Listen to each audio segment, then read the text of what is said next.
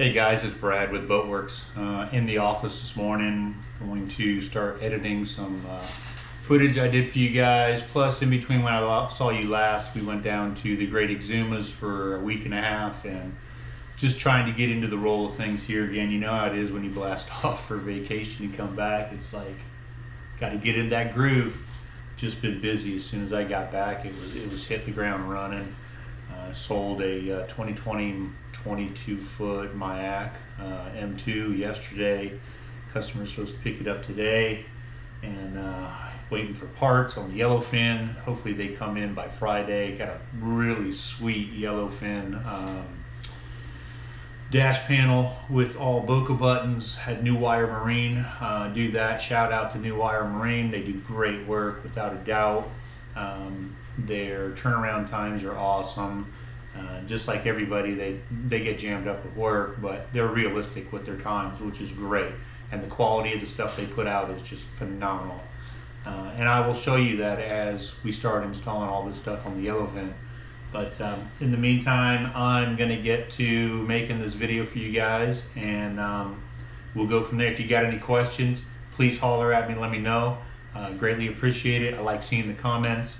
And as always, please subscribe and smash that like button, and we'll see you in a bit here. We're back on the YellowFin, and on this Mercury 400R, we've got a strainer that goes into the side of the block on the cooling side that was clogged up and it was cracked and was letting water leak on the inside of my motor, which totally not cool.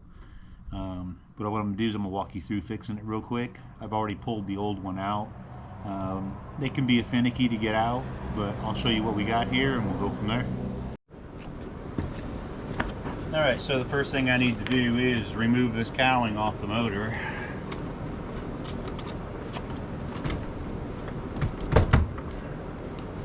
Sometimes they can be a little finicky. We'll put that to the side. And now we've got to take our lower cowling off by flipping that up. Releases these latches on the side. Give it a wiggle. Pull it off. We'll set it to the side. So let me tell you what I'm talking about here. So right here, hopefully you can see it, is this threaded inlet on the block of the motor. So if you're looking at the motor, it's on your left hand side towards the rear here. There's a hose that goes from here in to this Teflon threaded strainer.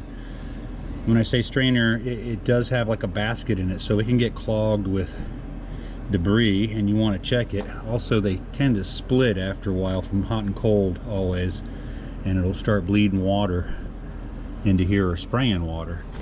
But so here's the fix. It's this little guy right here, and you can see it does have like a cup strainer on it. So what I'm going to do is put some of this great white joint compound around the threads here. There is a seal around it, you can see. So I'm going to get that installed real quick here, and I'll show you what I'm up to. So I'm going to go get a little brush. Alright, so I found my wire brush. It was hiding from me in the garage in a toolbox. Since I've got a bunch of them between the shop and the house, and we're at the house right now, I had to search for it a bit, but I did find it. And so now I'm just sort of cleaning up the threads in here a little bit, giving them a little brush down all around to get any kind of crud or crap that's got trapped in there. Blow off, a little scrub. Get any kind of debris or buildup of like hard water around that. So that's taken care of. And now, what I'm going to do is, I'll take the joint compound and I'm going to put the joint compound right around this little part. Make sure that's mixed up nice. So as I said, it does have that ring around it. But we're going to put this a generous amount, but not too generous. Kind of coat everything real good, enough where it would seal around there. You don't want to get it too far onto the basket, so I'm just going to get it right to the edge of the threads. And that should be plenty good.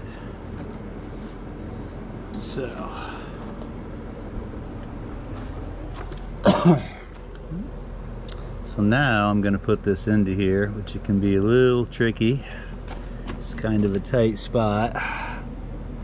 Now I've got to thread it in. There it goes. Alright, cool. So I'll start tightening that down. Alright, so I managed to get it all the way threaded on. It's nice and snug against the block there. You can see it's squished the pipe dope out.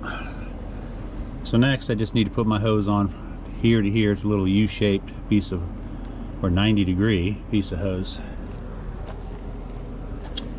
Okay, so now if you can see, I've managed to get this little 90-degree hose and clamp it on both clamps. It can be a little bit of a pain in the butt, but with a little bit of working it nice and easy, it will slip on, slip in, and then you can tighten everything up. But that's fixing that on the 400R on our YellowFin here that we're continuing to fix up, make like new, do that whole new dash. Still everything's missing in the dash. I got everything coming here, and that's really it. So hopefully me showing you how to do this small repair on your Mercury Verado 400R helps you out. If you would, so please subscribe and smash that like button. We really appreciate it. Keeps us doing this great content for you guys. And with that, we'll see you later.